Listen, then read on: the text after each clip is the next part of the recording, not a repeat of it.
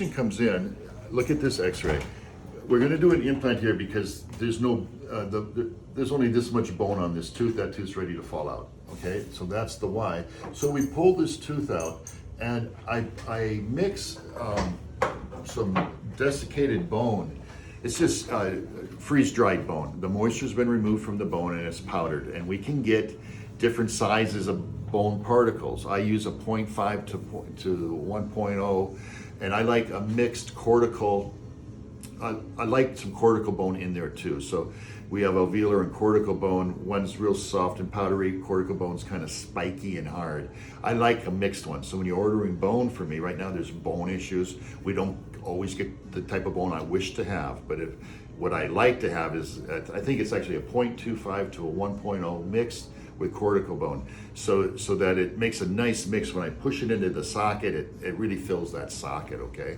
So that's what happens here. The tooth comes out and I fill this whole area up with bone.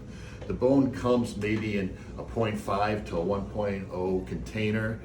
A lot of times we just use a half of that container. You know, you just have to, you won't always use that full container. The big thing about bone is sterilize. When you are touching this stuff, you need to be very sterile. You need to open containers, close containers, and get the container away from a contaminated site. I.e., get it away from the surgical site, the bone that we're not going to use. We put the bone in a petri dish. It can be a glass vial, it can be a white dish. And then we re-mineralize that bone, or rehydrate that bone with articaine. So instead of adding sterile water, we use articaine and we mix it onto with our bone, and we just put enough articaine on it to moisten the bone and get the bone wet, okay?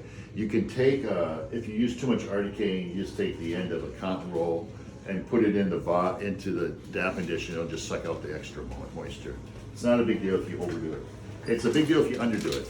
I.e., when we use articaine to mix with the bone and to rehydrate, the patient has a much less discomfort, almost no discomfort. We can do horrible extractions, place a bone graft this way, and they just don't have much discomfort at all.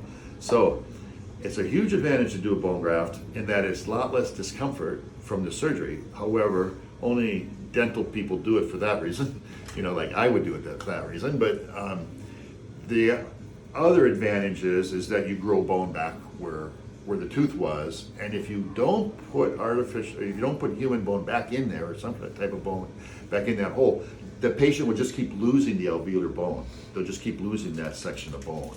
So refilling that site is real important to do at the time of surgery. That's the information the patient has to understand. We don't do bone grafts 6 months after we remove a tooth. We do bone grafts at the time we remove the tooth. And that's when the success is there for the bone to grow. All our bone grafting is three wall defects. So, in other words, I put my bone into an existing hole. A lot of times the buckle will be missing or something, you know, but at least 3 walls are up. 3 walls are up, and that's important for the success of the bone graft. Our bone grafting is really good. We sew them up very well. I'll lay a flap. I'm laying the flap to find tissue to cover the socket, right? So you pull a tooth out, you have a big hole. Well, how do you cover that hole? You got to separate the tissue from the periosteum and pull it on over, and then you sew it down. So I do like clean margins. People heal faster, so I do try to snip with a scissors or Bard Parker the margins on both sides of the flap. So the flap, you know, so you have your socket, this is the lingual. I like to take a Bard Parker and cut fresh the top part of that tissue off on the lingual side.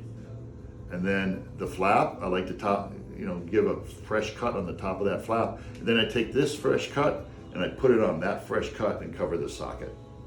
And then I usually use 3 sutures across the top here, and then 1 suture at the meso, 1 suture at the distal to pull the tissue tight at the bottom. So generally I'm placing 5 sutures.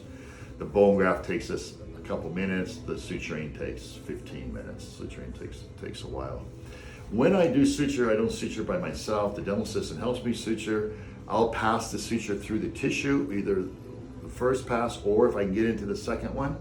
And then the dental assistant uses a hemostat, right, Dan? Cut forceps. Con forceps. Use a con forceps, and you grab the tip of my needle as soon as you can see it, and you just squeeze it, and you don't pull on it. You just squeeze the tip.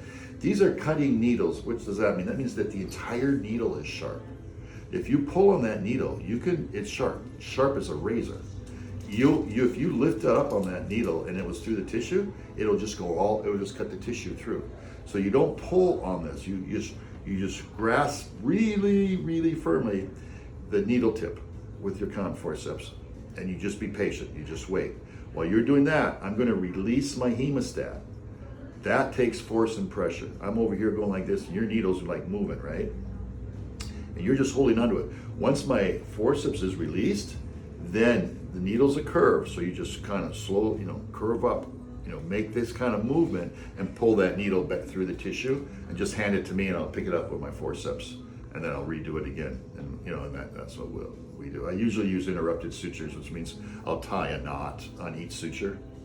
They won't be continuous on this type of surgery.